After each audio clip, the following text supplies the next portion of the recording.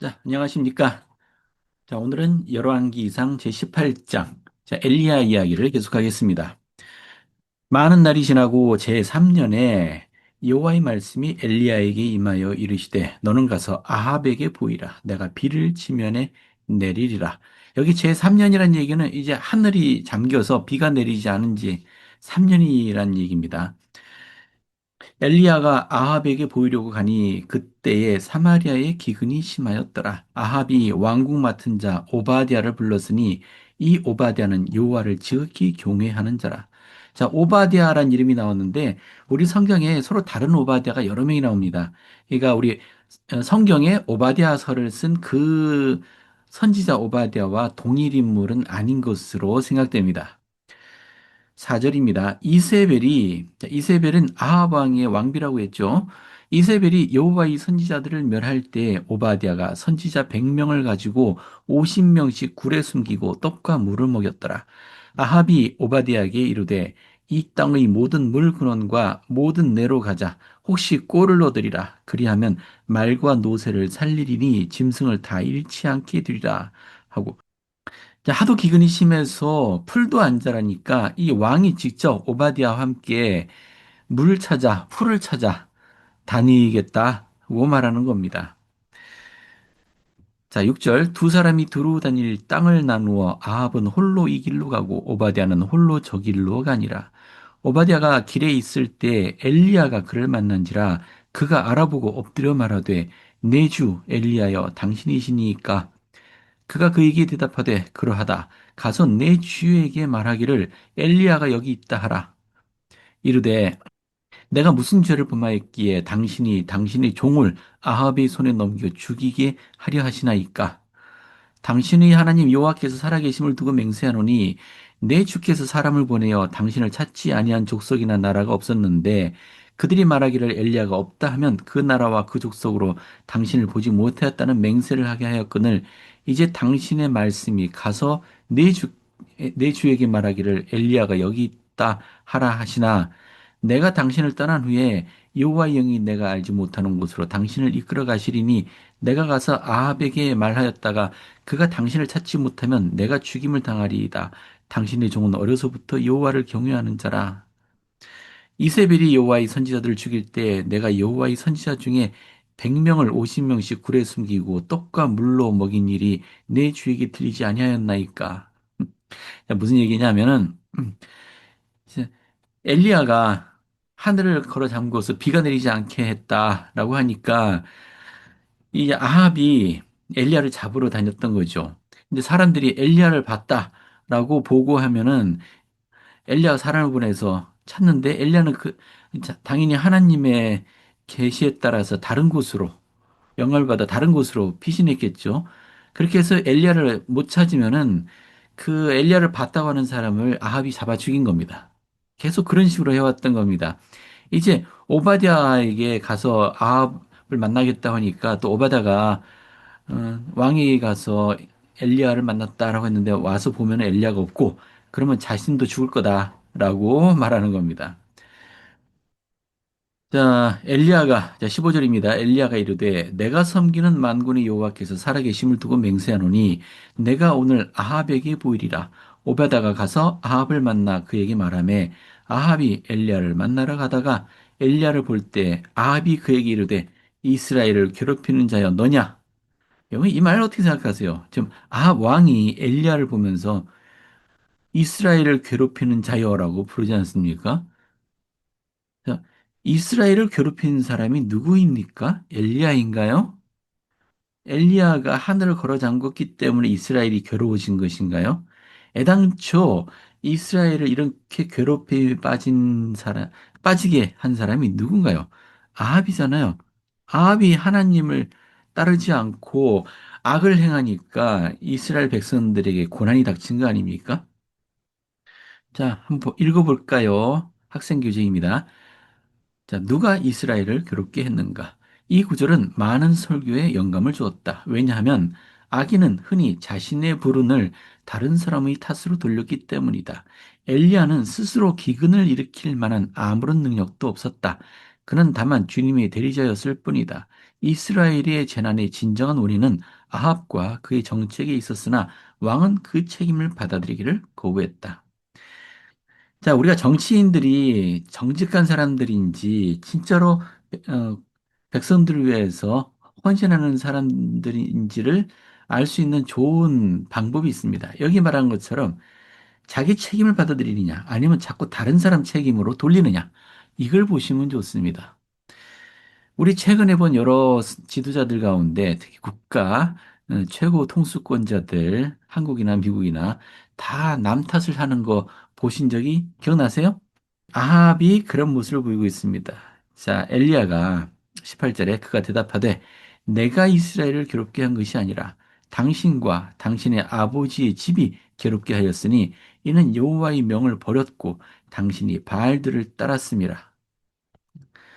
그런즉 사람을 보내어 온 이스라엘과 이세벨의 상에서 먹는 바알의 선지자 450명과 아세라의 선지자 400명을 갈멜산으로 모아 내게로 나오게 하소서. 자, 이게 바알 전에 한번 설명했었습니다. 바알신. 이게 남자신이고요. 아세라 여자신이고 이 서로 대칭된다고 했죠. 자, 20절. 아합이 이에 이스라엘의 모든 자손에게로 사람을 보내 선지자들을 갈멜산으로 모으니라.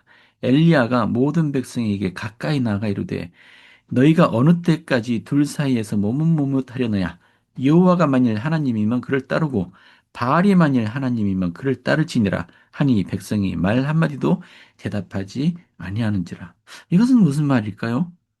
둘 사이에서 머뭇머뭇한다고요? 이스라엘은 우상을 섬기기로 결정한 것이 아니었나요? 자가 우리 설명을 좀 볼까요? 자, 이스라엘 백성들은 저 북왕국 이스라엘 백성들은 자, 색칠된 부분만 보겠습니다. 그들은 여호와를 두려워하여 완전히 그를 저버리지는 못하면서도 왕과 여왕을 두려워하여 그 나라의 종교를 따라야 한다고 생각했던 것이다. 그들은 양심상 여호와를 섬기지 못했다. 인간을 두려워하며 후자를 따르지 않을 수 없게 되었다. 그러나 그 어느 곳에도 그들은 진심으로 몰두하지 못했다. 이때 그들은 중립 상태에 있었으며 그들이 결정을 내릴 수 있는 좋은 기회가 오기를 기다리고 있었다. 여러분, 이 진리를 따르는 데 있어 중립 상태라는 게 있을 수 있나요? 중립 상태? 영원한 복음을 알지 못했던 때는 스스로 나는 중립 상태다라고 주장할 수 있을지 모릅니다. 하지만 복음을 알게 된 사람은 결코 중립이 있을 수 없습니다. 자, 복음의 지식에 따라 하나님을 따르든가 아니면 거부하든가 둘 중에 하나가 있을 뿐입니다. 자, 여기 중립 상태는 있을 수 없어요. 자, 그런데 그런 면에서 볼 때 지금 이스라엘 백성들은 차라리 우상을 완전히 섬기는 자들보다 더 질이 안 좋습니다. 둘 사이에서 갈팡잡 어느 쪽이 나한테 기회가 있을까? 더 좋은 기회가 있을까? 어느 쪽이 더 셀까? 이렇게 눈치 보고 있는 상태인 거잖아요. 자, 차든지 덥든지 예, 선택해야 됩니다. 미지근한 자들은 하나님이 뱉어내 버리실 것입니다. 하지만 그럼에도 불구하고 하나님이 자비하심으로 이제 그들이 선택을 내릴 기회가 온 것입니다. 토마스에서 문스미 사님께서 하신 말씀 잠깐 살펴볼까요? 과거에는 교회 표준과 사회에서 말하는 표준에 별반 차이가 없었으나 지금은 둘 사이에 큰 골이 생기고 그 틈은 계속 벌어져 가고 있습니다. 자, 우리는 선택해야 됩니다. 교회 표준을 따를 것이냐, 사회 표준을 따를 것이냐. 여기 중간에 머물기는 어려울 것입니다. 자, 크리스토퍼스 장로님께서 하신 말씀 볼까요? 오늘날이라면 엘리야는 이렇게 말할 것입니다. 우리의 하나님 아버지인 하나님은 존재하거나 또는 존재하지 않으십니다. 그러나 그분이 존재하신다면 그분을 예배하십시오. 예수 그리스도는 하나님의 아들이자 부활하신 인류의 구속주이거나 또는 구속주가 아닙니다. 그러나 그분이 구속주라면 그분을 따르십시오. 중간은 있을 수 없습니다. 이걸 확인해야죠. 진짜 하나님이 계신지, 예수께서 구속주이신지. 자, 그리스도를 믿는 신앙 안에서 계속해서 굳건하며 흔들리지 않으려면 예수 그리스도의 복음이 사람의 마음과 영혼의 일부가 되어야 합니다. 즉 복음이 한 사람의 삶에 미치는 많은 영향력 중 하나가 되는 것에 그치는 것이 아니라 그 사람의 삶과 성품에서 가장 중요한 우선순위가 되어야 하는 것입니다. 자, 선택해야 됩니다. 자, 그 사이에서 머뭇머뭇해서는 안 됩니다. 자, 이제 누구를 따라야 되는지 엘리야가 분명히 보여줍니다. 22절. 엘리야가 백성에게 이르되 여호와의 선지자는 나만 홀로 남았으나 바알의 선지자는 450명이로다. 그런즉 송아지 둘을 우리에게 가져오게 하고 그들은 송아지 한 마리를 택하여 각을 떠서 나무 위에 놓고 불은 붙이지 말며 나도 송아지 한 마리를 잡아 나무 위에 놓고 불은 붙이지 않고 너희는 너희 신의 이름을 부르라. 나는 여호와 이름을 부르리니 이에 불로 응답하는 신 그가 하나님이니라. 백성이 다 대답하되 그 말이 옳도다 하니라.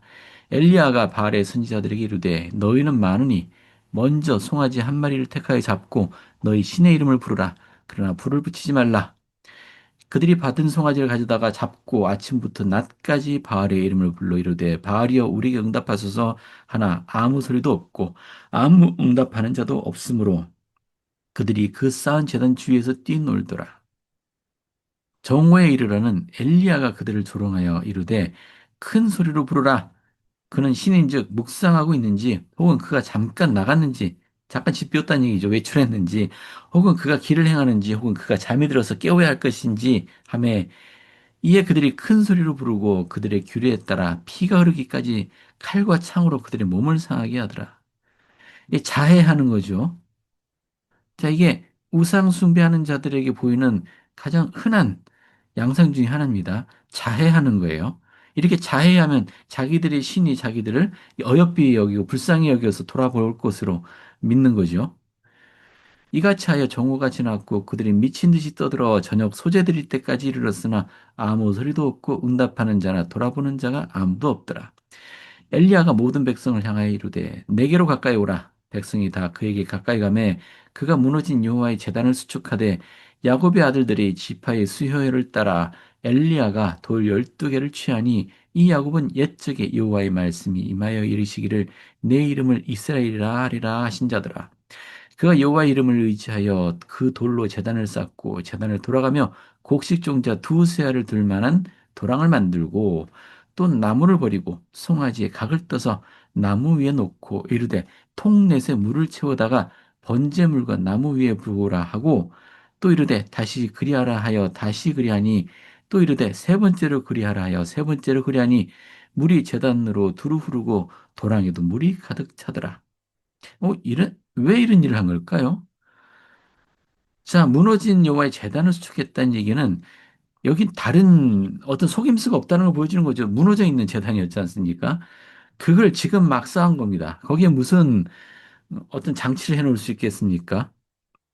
게다가 또랑을 만들고 물을 부었는데 물이 제단을 두루 흐르고 도랑에도 물이 가득 찰 정도로 물을 계속 부었습니다. 잠깐 설명해 보겠습니다. 자, 왜 엘리야는 희생 제물을 차린 곳에 물을 붓게 했는가? 바알의 선지자들은 무도하게도 제단 밑에 불을 놓아 제물에 자연히 불을 붙는 것처럼 보이려 하였다. 어느 고대의 저자는 이렇게 말했다. 이교도의 제단 밑을 보았더니 땅 밑으로 구멍이 뚫려 거기서 굴뚝이 나와 제단 위의 입구와 연결되어 있었다.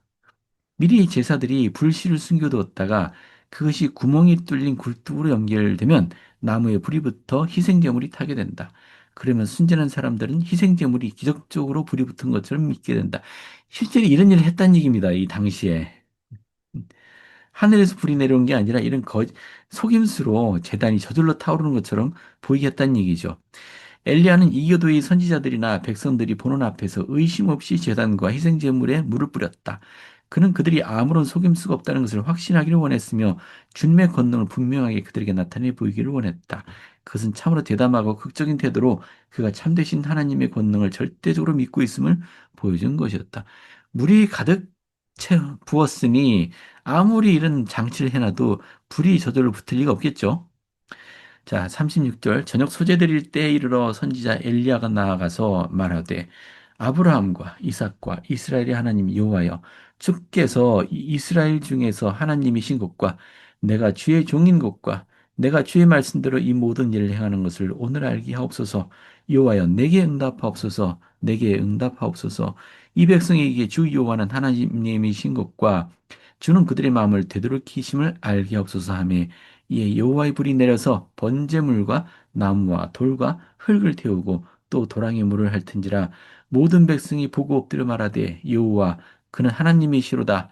여호와 그는 하나님이시로다 하니 엘리야가 그들에게 이르되 바알의 선지자를 잡되 그들 중 하나도 도망하지 못하게 하라 하매 곧 잡은지라 엘리야가 그들을 기손 시내로 내려다가 거기서 죽이니라. 450명을 다 죽인 겁니다. 이 일 후에 자 여기는 읽어보지 않을게요. 자 엘리야가 하나님께 간구를 드리고 드디어 자, 구름과 바람이 일어나서 비가 내리기 시작했다라는 이야기입니다. 자, 오늘을 간단하게 살펴보았습니다. 자, 요 말씀 기억해 주세요. 너희가 어느 때까지 둘 사이에서 머뭇머뭇 하려느냐. 우리 세상의 가치관은 무섭고 그들의 권력은 커 보일지도 모르겠습니다.